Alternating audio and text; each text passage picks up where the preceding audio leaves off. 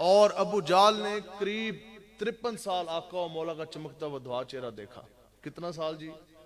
53 سال، ادھی صدی تو بھی زائد. ابو جال نے قریب 53 سال آقا و مولا کا چمکتا و دعا چہرہ دیکھا، لیکن اندروں گندا سی نا.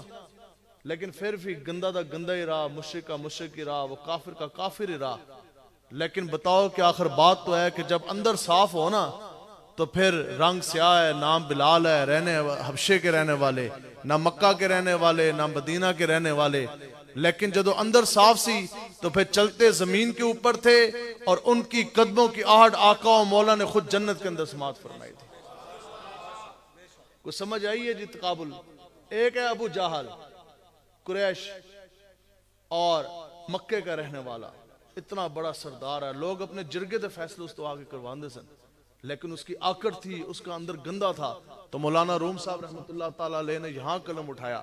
آپ فرماندے نے کہ جس بندے کی فطرت گندی ہو جائے نا، جو بندہ اندر سے گندہ ہو جائے، تو وہ نبیوں کا زمانہ پاک کی بھی وہ سیدھی راہ پہ نہیں آتا. اور یہاں ہی پیر مہر علی شاہ صاحب نے ملفوظات مہریہ میں ایک جملہ لکھا ہے بڑا کمال. آپ فرماندے نے حضرت جنید بغدادی صاحب رحمۃ اللہ تعالیٰ علیہ کے بارے میں کہ حضرت جنید بغدادی صاحب آپ اس طرح مسجد سے نکلے اور اپنے آستانے کی طرف جا رہے تھے، تو گلی میں نا ایک کتا کھڑا تھا. تو وہ کتا جڑا ہے نا آپ سے کوئی مخاطب ہوا، اس نے بولی.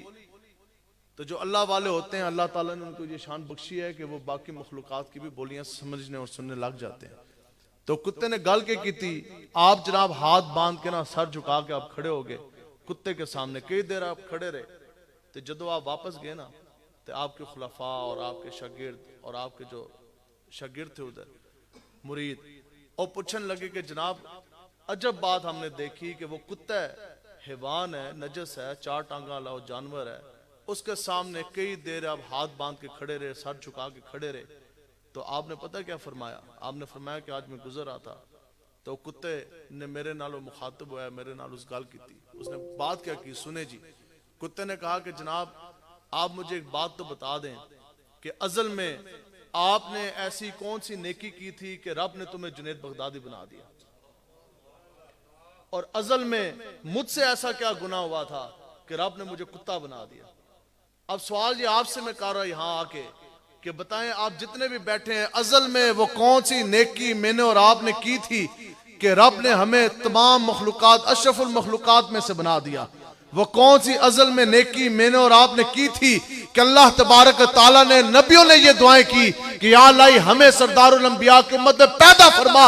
آخر وہ کون سی نیکی میں نے اور آپ نے ازل میں کی تھی کہ اللہ تبارک تعالیٰ نے ہمیں حضور کی امت میں پیدا فرما دیا؟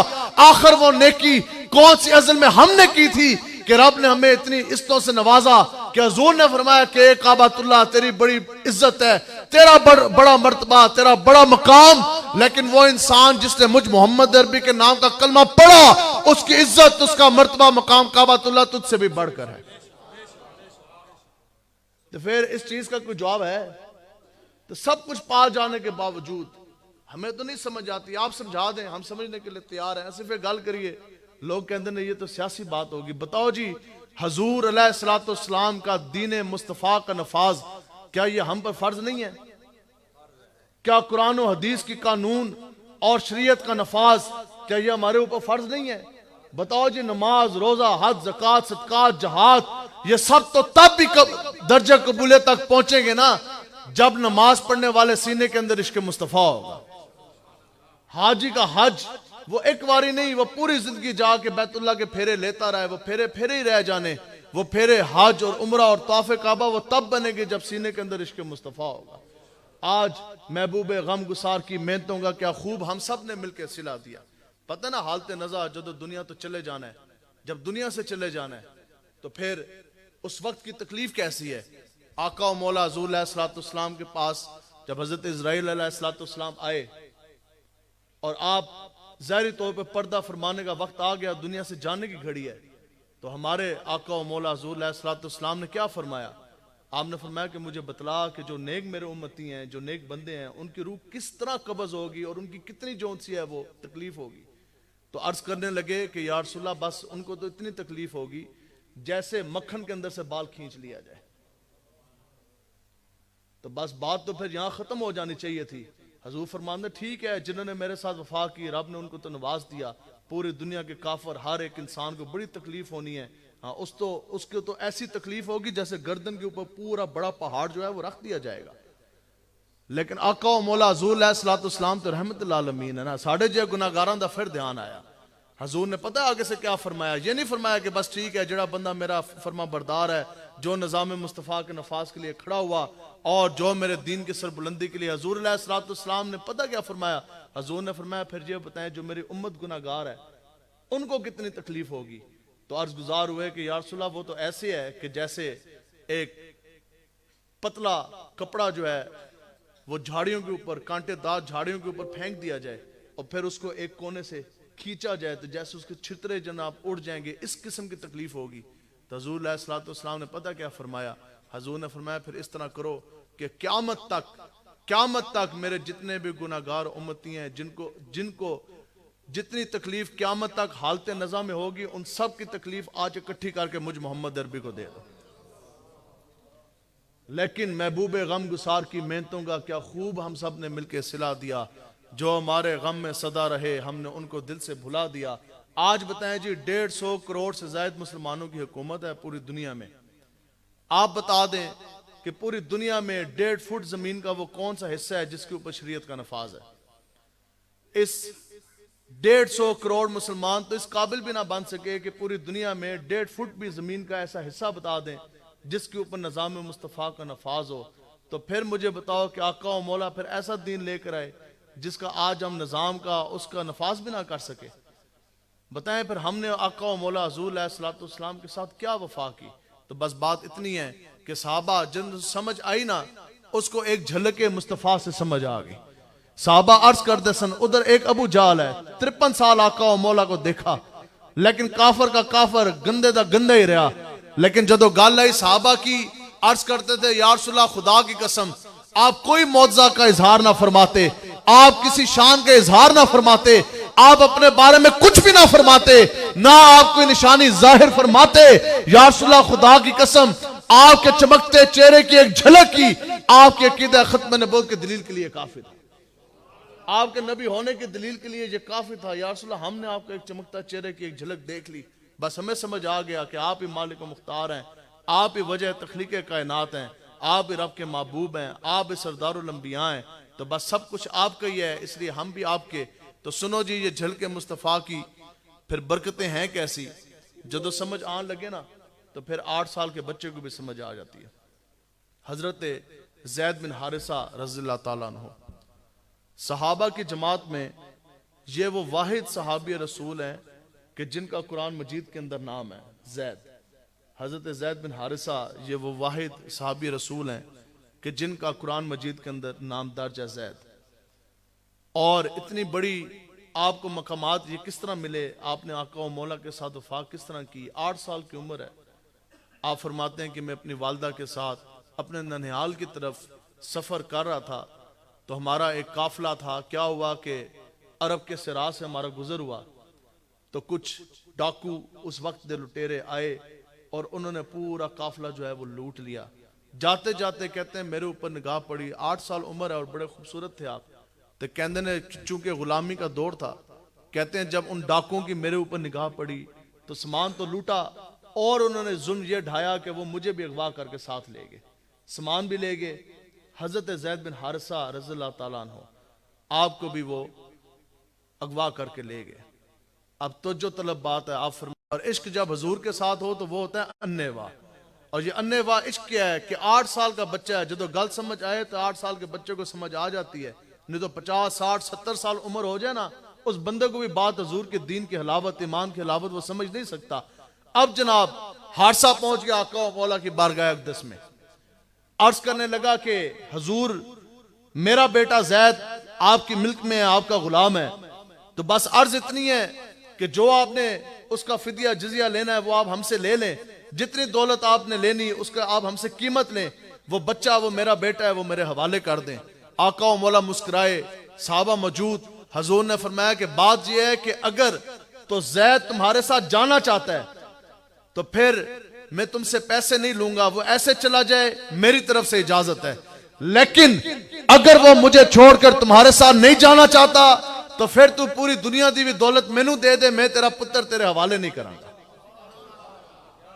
حارثہ تو خوش ہو گیا، اس کی تو خوشی کی انتہا، اس کے جی واہ جی، عرض کرنے لگا کہ حضور یہ تو سراسر انصاف ہے، بلکہ جملہ اگلا اس نے عرض کیا یا رسول اللہ یہ تو سراسر انصاف، بلکہ یہ انصاف سے بھی زیادہ احسان ہے، یہ تو آپ کی کرم نوازی ہے۔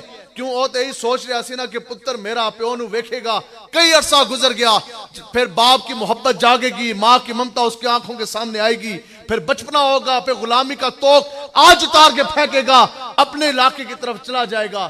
حضور صحابہ کی طرف متوجہ ہوئے، حضور نے فرمایا کہ جائیے اور زید کو بلا کے لے کر آئیے۔ اب یہ سننی ہے جی جھلکے مصطفیٰ پر ہوتا کیا ہے، جو عشق ہے نا، پھر عشق کا معیار یہی ہے کم سے کم۔ اب وہ زید بن حارثہ جیسے وہ آقا و مولا کی بارگاہ اقدس میں داخل ہونے لگے نا، وہاں سے دور سے چل کے آ رہے، ان کی نگاہ پڑی باپ زید کے چہرے کے اوپر، باپ حارثہ کے چہرے کے اوپر، ایک نگاہ پڑی اپنے چچا کعب کے چہرے کے اوپر۔ تو جیسے پیو نے دیکھا نا زید نو، تو پیو اس طرح گھٹنیاں بل بہ کے نا تھلے، تو اس طرح باہیں کھول کے وہ بیٹھ گیا۔ صحابہ کہتے ہیں کہ اب ہم دیکھ رہے، تو کہندے نے اسی وہی سوچا سی کہ پیو کو دیکھے گا، اور حضرت زید بن حارثہ اپنے باپ کو اتنے عرصے بعد دیکھیں گے، جدائی فراق کے بعد، اور ملاقات کا کوئی سوچا بھی نہیں تھا، تصور بھی نہیں تھا۔ اب وہ غلامی کی زندگی سے چھٹکارا پائیں گے، بھاگتے ہوئے آئیں گے۔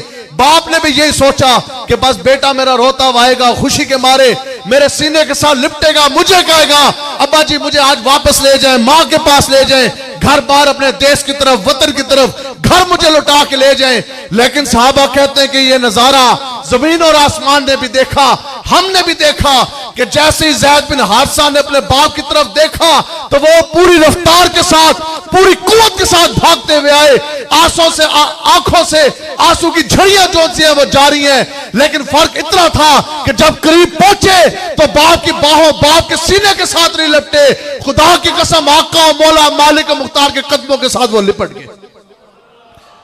پیو بیٹھ کے پریشان، حضور کے قدموں کے ساتھ وہ آ کے لپٹ گئے، اپنے باپ کے سینے کے ساتھ نہیں لگے۔ ایک طرف پیو دا سینہ ہے اور دوسری طرف آقا و مولا کے قدم ہے، تو آقا و مولا حضور علیہ السلام کے پاؤں کے ساتھ وہ لپٹ گئے، سینے دنال لا کے۔ تو پھر عرض پتہ کیا کی، یہاں ہی امام نے قلم اٹھایا کہ یا رسول اللہ تیرے قدموں میں جو ہیں غیر کا منہ کیا دیکھیں، اور نظروں پہ جڑے کون دیکھ تلوہ تیرا، اور میں تو مالک ہی کہوں گا اور مالک کے حبیب، یعنی محبوب اور محب نہیں میرا تیرا۔ تو بس عرض کی کہ یا رسول اللہ بس اتنی عرض ہے، عرض کی یا رسول اللہ بس اتنی سی عرض ہے کہ بس مجھے آپ نے میرے باپ کے ساتھ نہیں بھیجنا، مجھے آپ نے اپنے باپ کے ساتھ نہیں بھیجنا۔ تو جدو پیو نے سنیا نا، تو پیو نے پتہ کہ کیا اس کیا ہوئے، زید ایک باری میرے حال ویکھتے صحیح۔ تو پھر امام نے قلم اٹھا دیا، پھر وہ کہنے لگیا کہ زید یار میں تیرا پیو ہاں، تیری ماں تیرے انتظار کر لی تے، چل تیری بچپن دی زندگی ہے، پوری زندگی غلامی دا توق سجا کے گلے چ رہے گا، اتھے تو غلام بن کے رہے گا، چل چلیے اپنے وطن واپس جائیے، اپنے گھر واپس جائیے۔ تو پھر امام نے قلم اٹھایا، آپ نے پتہ کیا کہا، آپ نے کہا کہ کس کا منہ تکیے، کس سے کہیے کہاں جائیے، کس کا منہ تکیے کہاں جائیں، کس سے کہیں، بس یا رسول اللہ تیرے قدموں میں ہی مٹ جائے تیرا پالا تیرا۔ یا رسول اللہ تسی جے پالے ہے تو بس میری تو آرزو یہی ہے کہ میں آپ کے قدموں میں جون سا ہے وہ مٹ جاؤں۔ تو اب بات سمیٹنے کی طرف میں آ رہا، اب زید بن حارثہ کے جو باپ ہے نا حارثہ، اس نے بڑا نا غصہ آیا، اس نے پتہ آگے سے کیا بات کی، اس نے تانا مار دیا، اس کیا کہ ٹھیک ہے جے تو جھلا ہو گیا نا، تینوں سمجھ کوئی نہیں آ رہی، تو بس ٹھیک ہے اگر تم پوری زندگی غلامی کی زندگی بسر کرنا چاہتے ہو، اس نے کہا تو پوری زندگی اپنے گلے میں غلامی کا توق رکھ کے تم جینا چاہتے ہو، آج تو اپنے پیو دا بھی خیال نہیں، ماں دا بھی خیال نہیں، اسی تینوں لین آستے آئے، چل چلیے وطن واپس، تو پوری زندگی تو غلام بن کے رہے گا۔ غلامی تو اس وقت کی گالی تھی نا، اور بڑی مشکل زندگی تھی غلاموں کی، وہ کون سا ظلم تھا جو غلاموں کے ساتھ ہوتا نہیں تھا۔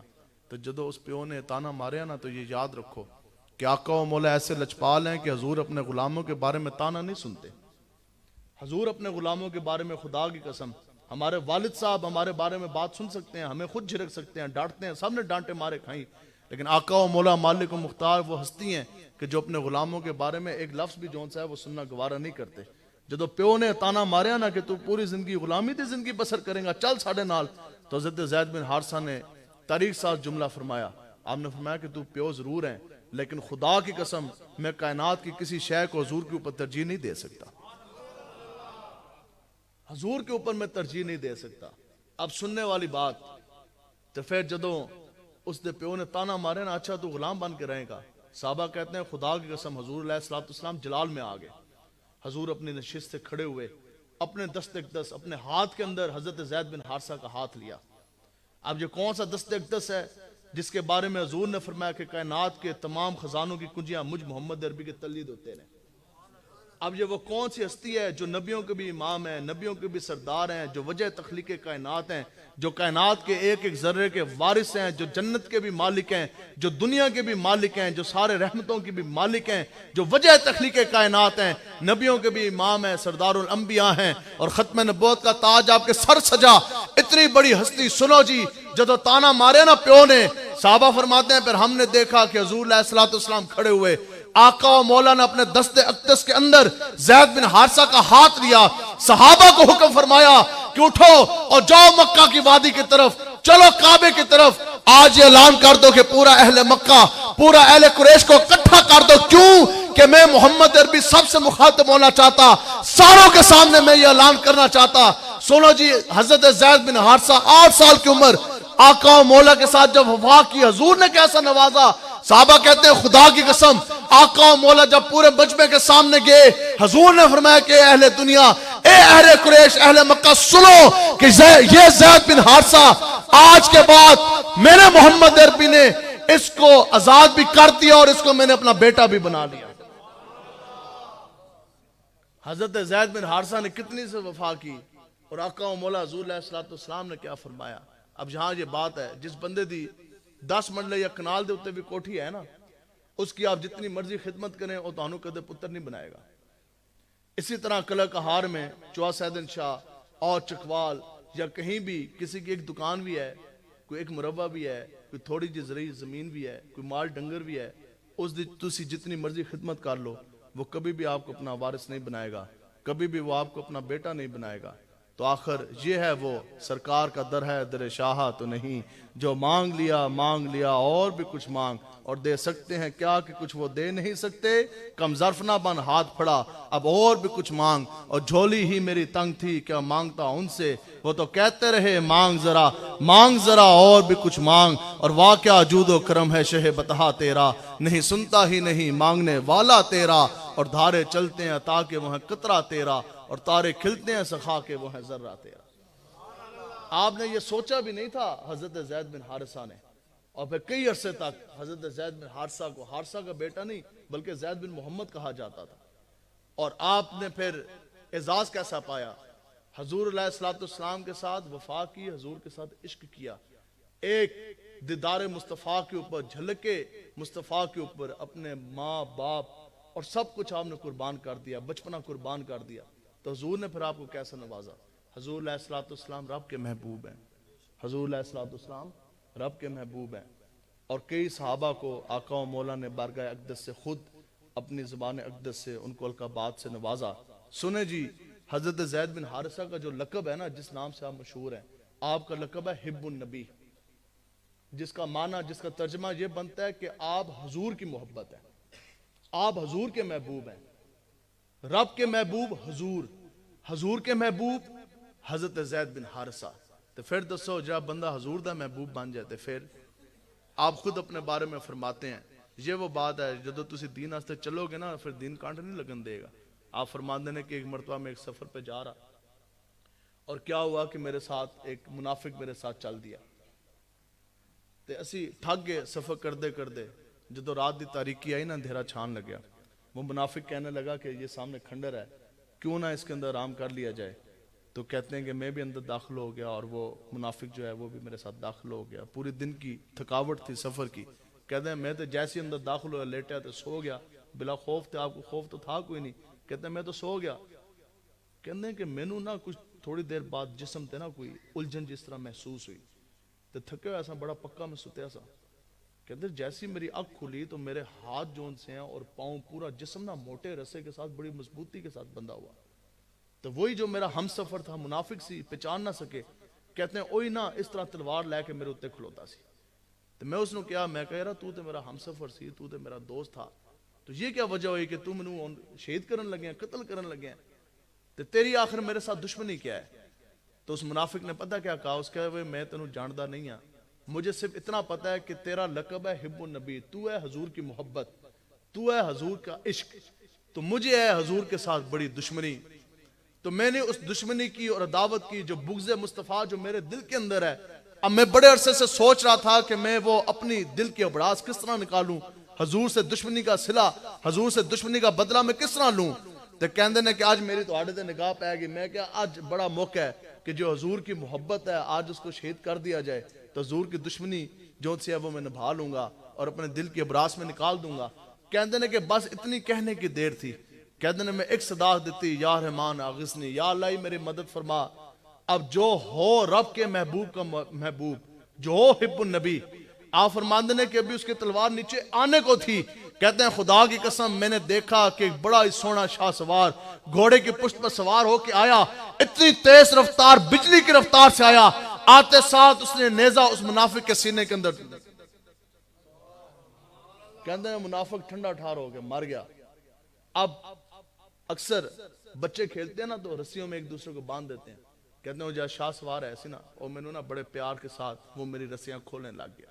اب شاہ سوار ہے، اس نے ایک رسی کھولی، دوسری رسی کھولی، تو میں نے نا آہستہ آہستہ کھول کے کہہ رہے ہیں کہ آپ نے مجھے پہچانا ہے، آپ نے کبھی مجھے دیکھا ہے؟ تو حضرت زید بن حارثہ فرمانے لگے کہ میں نے آپ کو نہیں دیکھا۔ تو کہتے ہیں اس طرح نا بڑے پیار کے ساتھ رسیاں کھول رہے ہیں، تو رسی کھولتے کھولتے فرماتے ہیں، کہتے ہیں میں جبریل ہوں، رب نے آسمانوں سے آپ کی مدد کے لیے بھیجا ہے۔ تو آیا نہ درتے کیوں بد نصیبہ، ہزاراں رنگاں بچ رنگیں دے محمد۔ کوئی سمجھ رہے ہیں جی آپ ہماری بات؟ اب سنیں جی، قرآن کی نص ہے، وہ کون تھے؟ یہ بات ہے نسبتوں والی۔ اگر آپ نظام مصطفیٰ کے ساتھ نہیں کھڑے ہوتے، کسی اور گندے نظام کے ساتھ کھڑے ہوتے ہیں، سیکولر نظام ہے، یہ سیکولر نظام ہے کیا؟ آج ملک Pakistan, Islamic republic of Pakistan, جس کو کہتے ہیں اسلامی جمہوریہ پاکستان، آپ ہمارے بزرگ بیٹھے ہیں، کوئی بات آپ کو کچھ سمجھ نہ آ رہی ہو تو آپ نے اسی وقت مجھ سے سوال کر لینا ہے۔ آج ملک پاکستان کے اندر کیا اسلامی نظام حکومت کا قیام ہے؟ بتائیں جی، بولیں جی سارے، کیا شریعت کا نفاذ ہے؟ تو بنیاد ملک پاکستان ہے سی اسلامی نظام حکومت آستے، خلافت راشدہ کی حکومت کے لیے، لیکن بات وہی ہے کہ آج ملک پاکستان میں سیکولر نظام ہے۔ اب یہ سیکولر نظام ہے کیا؟ سیکولر نظام ہے، یہ وہ نظام ہے، سیکولر نظام زندگی، لائف سٹائل یہ وہ ہے کہ جس کے اندر تمام ریاستی ادارے، تمام حکومتی مشینری اور تمام انتظامی امور، معاشرتی امور، حکومتی امور، وہ سب کے سب جو ہے وہ عقل کے تابع کر دیے جاتے ہیں، اور اس کے اندر دینی مذہبی مداخلت جو ہے وہ نہیں کرنے دی جاتی۔ سمجھ رہے ہیں بات؟ سیکولر نظام زندگی، سیکولر نظام کیا ہے کہ جو نظام خود بخود چلے گا، انسانی عقل کے تابع ہوگا، وہ رب کے حکم کے تابع نہیں ہوگا، اور اس کی شرط یہ ہے کہ اس کو کبھی بھی اسلامی نظام، دین کی مداخلت اس کے اندر نہیں آنے دی جائے گی۔ اب یہ بڑا ٹھنڈا نظام ہے سیکولر۔ ٹھنڈا نظام سے مراد تسی شادی کرو اور آپ ناچ گانا کریں، وہ نظام حرکت میں نہیں آئے گا۔ سمجھ رہے ہیں بات؟ آپ سرعام شراب نوشی کی محفل سجا لیں، وہ نظام حرکت میں نہیں آئے گا۔ T20 کرکٹ میچ ہے، ادھر لڑکیاں نچوا لیں، وہ نظام حرکت میں نہیں آئے گا۔ اس کے علاوہ گڈی فل اچھا تسی میوزک آپ لگا لیں، وہ نظام حرکت میں نہیں آئے گا۔ وہ نظام حرکت میں کب آئے گا؟ یہ سمجھنے والی بات ہے۔ سیکولر نظام صرف اور صرف حرکت میں تب آئے گا، نفریاں لے کر، کلیشن کوفیں لے کے، پولیس لے کے، نفری لے کر، وہ تھانوں سے بھی باہر آ جائے گا، چھاونیوں سے بھی باہر آ جائے گا۔ وہ اس صورت میں آئے گا جب بھی دین کی مداخلت ہوگی۔ جب بھی نظام کے اندر آپ دین کی مداخلت کی بات کریں گے، وہ سیکولر نظام پوری قوت سے آگے کھڑا ہو جائے گا۔ یہی وہ سیکولر نظام کی تعریف ہے کہ سیکولر نظام وہ نظام ہے جو نظام کو عقل کے تابع کرتا ہے، رب کے تابع نہیں کرتا، جو نظام کو دین کی مداخلت لانے سے منع کرتا ہے، یہ وہ سیکولر نظام ہے۔ تو پھر مجھے بتائیں کہ آپ سیکولر بن کے رہنا چاہتے ہیں؟ آج یہ سیکولر نظام پھر کس نے گرانا ہے؟ حضور کا دین جون سا ہے وہ تخت پر کس نے لے کر آنا ہے؟ کیا یہ ہماری ذمہ داری نہیں ہے؟ یہ تو سارے مسلمان ہیں، سارے یہ نہیں کہتے کہ ہم بھی مسلمان ہیں. جس نو گل کرو وہ کہتا ہے جی ہم بھی چاہتے ہیں کہ حضور کا دین آئے. اقبال کہتا ہے یوں تو سبھی چاہتے ہیں اوج سریا کے مکین، لیکن کوئی پہلے پیدا تو کرے قلب سلیم. اقبال کہتا ہے چاہتے تو یہی سارے نے نا کہ حضور کا دین آ جائے، لیکن اس کے لیے کڑی کوئی اور لگوائے.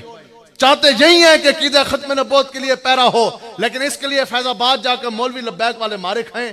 چاہتے تو سب یہی ہیں کہ خلافت راشدہ کا طرز حکومت آ جائے، لیکن اس کے لیے 4 شیڈول مولوی کٹوائیں، مارے ہم کھائیں، بیوی بچوں کے جناب ان سے دوریاں ہم برداشت کریں، بوڑھے ماں باپ کو چھوڑ کر ہم جائیں.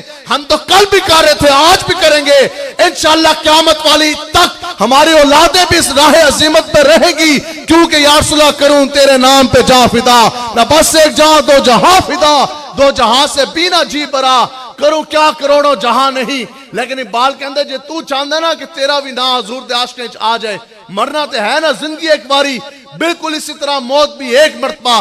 لیکن اگر موت حضور کے نام پر آ جائے تو اس سے بڑی ہمارے لیے اور کون سی سعادت ہے؟ اس سے بڑی کوئی سعادت ہے کہ نہیں ہے؟ تو یہ یاد رکھو اقبال یہ کس کے عشق کا فیض عام ہے. رومی فنا ہوا بلال حبشی کو دوام ہے. بڑے بڑے رومی جرنیل جن کی سلطنت کے اندر سورج ڈوبتے نہیں تھے آج ان کے نام سے واقف نہیں. علماء کرام کی یہاں جماعت کثیر آپ بیٹھے ہیں، آپ لوگ بھی اہل علم اور اہل مطالعہ ہیں. بتائیں جی کوئی بندہ کھڑے ہو کے 3 رومی جرنیلوں کے مجھے نام بتا دے. یہ وہ لوگ ہیں کہ جن کی سلطنت کے اندر سورج ڈوبتا نہیں تھا، آپ نے دیکھا نہیں. قمر باجوے کے نام سے سارے جانتے ہیں جی، ہاتھ کھڑا کریں کس کس کو پتا قمر باجوہ کون تھا؟ تسی نہیں، توانوں نہیں پتا یا ٹھنڈ لگ رہی ہے؟ آرمی چیف گزرا ہے نا، آرمی چیف گزرا ہے قمر باجوہ، ابھی ریٹائر ہوا. تے پروٹوکول دے نال اس کی جاتے ہوئے آپ نے سرمنی دیکھی. مسئلہ سمجھانا مقصود ہے توجہ. تے بڑے پروٹوکول کے ساتھ وہ دنیا سے وہ اپنی عہدے سے جو پوری ایک سرمنی ہوتی ہے اس نے وہ سٹک جو ہے وہ نئے جنرل جو بنے ہیں شاہ صاحب اس کے حوالے کی. اس کی تقریر کا ایک جملہ ہے وہ اس وقت بھی میں نے سنا تو پورا نا وہ مجھے وہ بات سمجھ آ گئی. اس کی تقریر کا جملہ آج بھی نیٹ سے نکالنے. اس نے ایک لفظ بولا پوری دنیا دے اندر نہ ہے، پوری دنیا کی سب سے مضبوط ترین پاکستان کی فوج ہے، 9 لاکھ جوان سپاہی تیرے کول، بڑے بڑے ایٹم بم تمہارے پاس اور جہاز تمہارے پاس، اور پورے ملک کی حکمرانی تم نے کی. کتنے سال تو جناب آرمی چیف بھی رہے ہیں. تو جاتے ہوئے اس نے پتا جملہ کیا فرمایا؟ کیا اس نے کہا؟ اس نے کہا کہ اب آج کے بعد میں گمنامی کی زندگی گزارنے جا رہا ہوں. جس نے وہ سرمنی آپ میں سے دیکھی ہے نہیں تو آپ صبح دیکھ لیں، یہ اس کے لفظ ہیں کہ آج کے بعد میں گمنامی کی زندگی گزارنے جا رہا ہوں. ہم نے کہا کیوں؟ آپ تو اتنی بڑی فوج کے سربراہ رہے، سارا اختیار آپ کے پاس، کندھے تو آپ کے جناب پھولوں سے اتنے بھرے تھے، میڈل تو جناب گننے کو کوئی نہیں آتے تھے، اور اتنی بڑی بادشاہت آپ کے پاس رہی، تو آپ گمنامی کی زندگی کیوں گزارنے جا رہے ہیں؟ آپ کا نام لیوا واقعی کوئی نہیں ہے اور آپ کو آج پہچانتا بھی کوئی نہیں ہے اور آپ ہمیشہ کے لیے گمنام ہوگے. لیکن آخر کوئی بات تو ہے کہ جہاں جی ایچ کیو میں کھڑے ہو کے اس نے یہ کہا کہ میں گمنامی کی زندگی گزارنے جا رہا ہوں، اس سے کچھ کلومیٹر دور ایک کوسار مارکیٹ ہے جہاں 5ویں گریڈ کا کانسٹیبل ممتاز قادری تھا جس کی تنخواہ 15,000 نہیں تھی. محلے میں لوگ جاننے والے کوئی نہیں، کوئی بادشاہ نہیں، کوئی تخت نہیں، کوئی تاج نہیں، کسی محکمے کا وہ سربراہ نہیں، تنخواہ 15,000. لیکن بات یہی ہے کہ اس نے کولتے ہے بھی کچھ نہیں سی، ایک کلاشنکوف اس کے ہاتھ میں، لیکن وہ پوری کلاشنکوف جب حضور کی عزت ناموس کی پہرے داری کے لیے چلا دی، گستاخ کا سینہ 27 گولیوں سے چھلنی کر دیا، تو اب قیامت تک پوری دنیا میں ممتاز ہوتی رہی.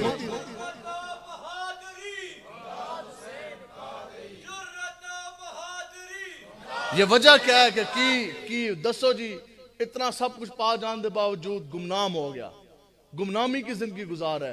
تو ممتاز قادری جس کا نام و نشان مٹانے کی کوشش کی گئی، پھانسی پہ چڑھا دیا گیا، آج منو مٹی کے نیچے اپنی قبر کے اندر ہے وہ، لیکن پوری دنیا میں ممتاز ہو رہی ہے کہ نہیں ہو رہی؟ تو وجہ یہی ہے کہ کی محمد سے فاتون نے تو ہم تیرے ہیں، یہ جہاں چیز ہے کیا لوح و قلم تیرے ہیں. بس بات آخری اور ختم. وہ کون تھے؟ قرآن کی نص ہے جی، اصحاب کہف. آپ نے سنا ہوگا. آج لوگ کہتے ہیں جناب ہم دنیا سے رشتہ توڑ دیں تو پھر ہمارا گزارا کس طرح ہوگا؟ ہم تو یہی کہتے ہیں کہ آج دنیا سے رشتہ ناتا توڑو، حضور کے ساتھ رشتہ جوڑو. آج لے ان کی پناہ اور آج مدد مانگ ان سے، پھر نہ مانیں گے قیامت میں اگر مان گیا. تیسی نسبتاں لوگ بیٹھے ہیں. ٹھیک ہے، وہ اصحاب کاف ہیں.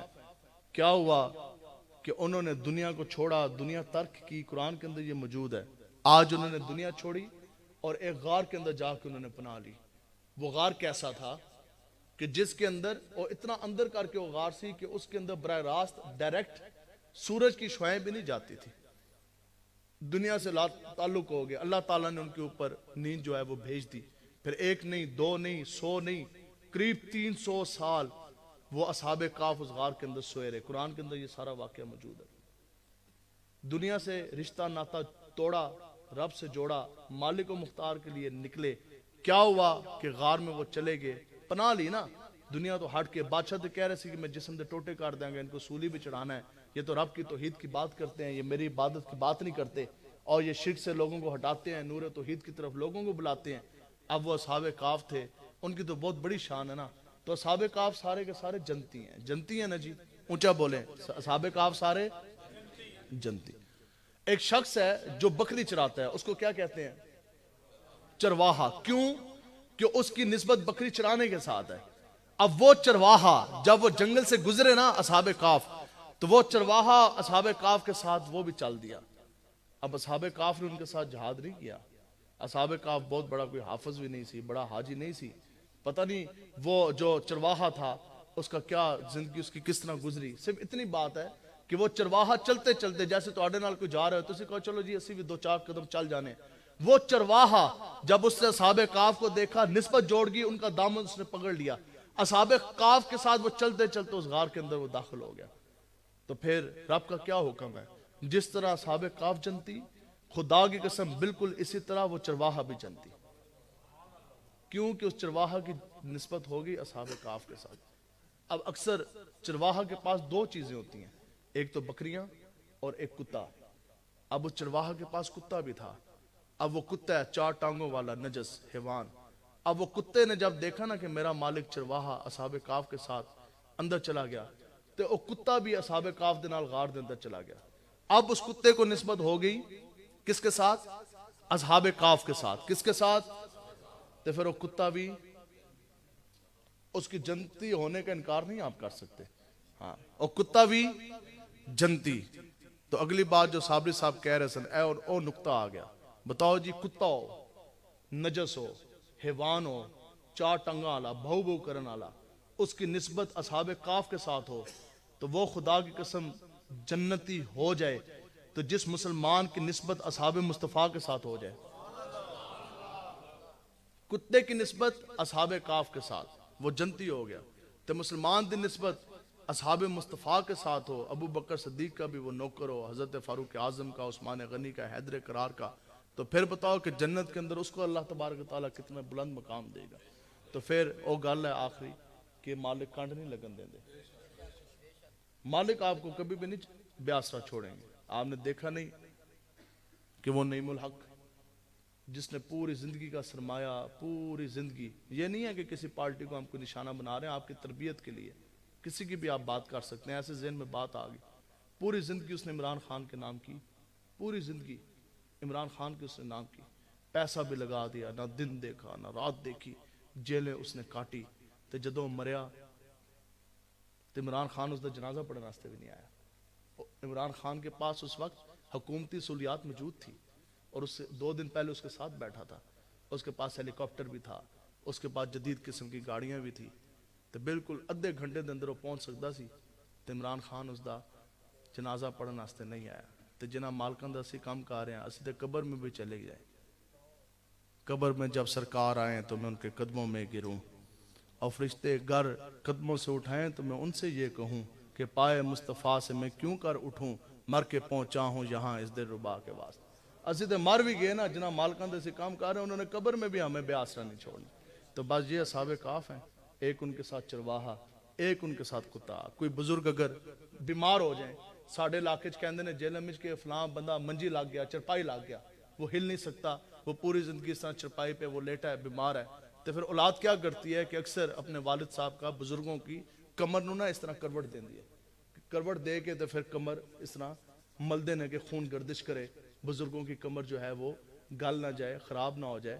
ٹھیک ہے، تو خون گردش دین دینے کروٹ، بڑے پیار سے ان کو کروٹ دیتے ہیں جی. اسی طرح ہی ہے کہ کنڈ جڑی ہے وہ لڑ نہ جائے، وہ گل نہ جائے، خون گردش کر دینے جا پٹھے نے تکلیف ہو رہی ہوگی، چلو والد صاحب نے ذرا کمر دی مالش کریے۔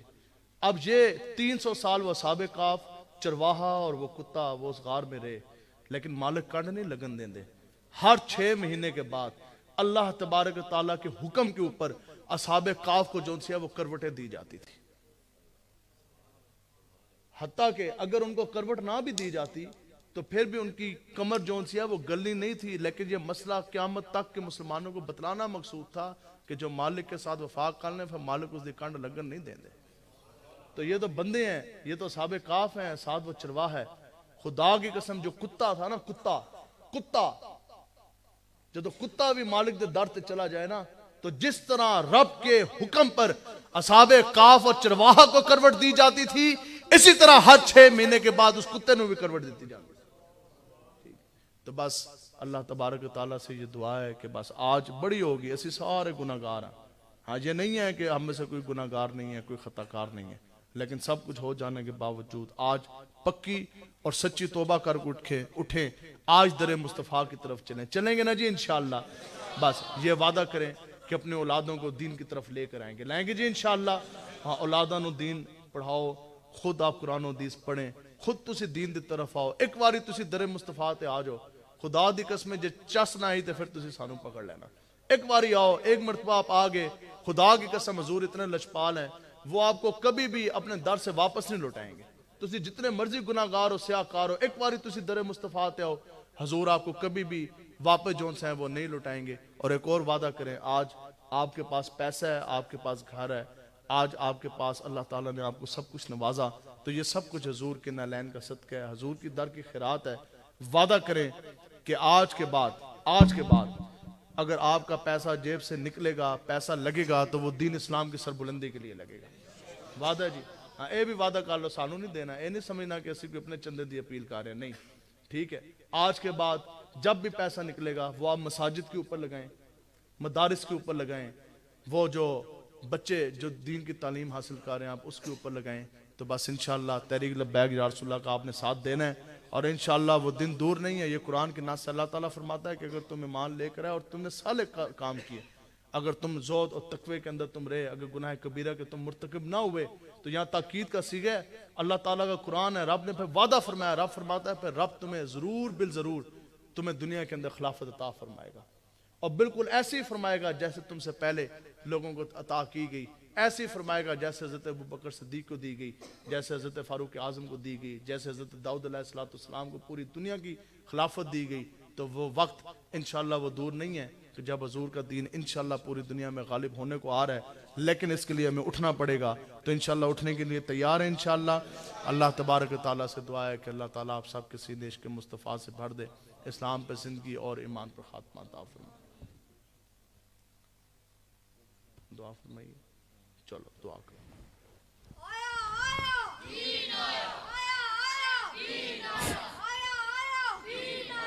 یا نبی سلام علیکہ، یا رسول سلام علیکہ، یا حبیب سلام علیکہ، صلوات اللہ علیکہ، رحمتوں کے تاج والے، دو جہاں کے راج والے، عرش کی معراج والے، آسیوں کی ناج والے، یا نبی سلام علیکہ، یا رسول سلام علیکہ،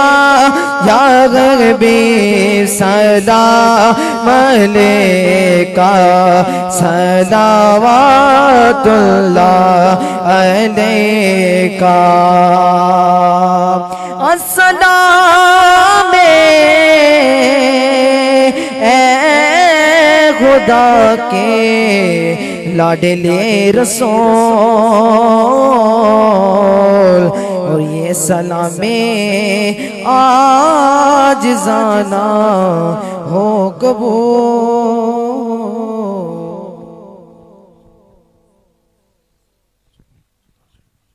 آمین. اللہم صلی اللہ سیدنا محمد وعلی آل سیدنا محمد وبارک وسلم وصلی علیہ.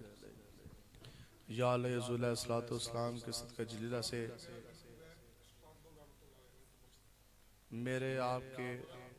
میرے آپ کے تمام کے صغیرہ و کبرہ گناہ معاف فرما.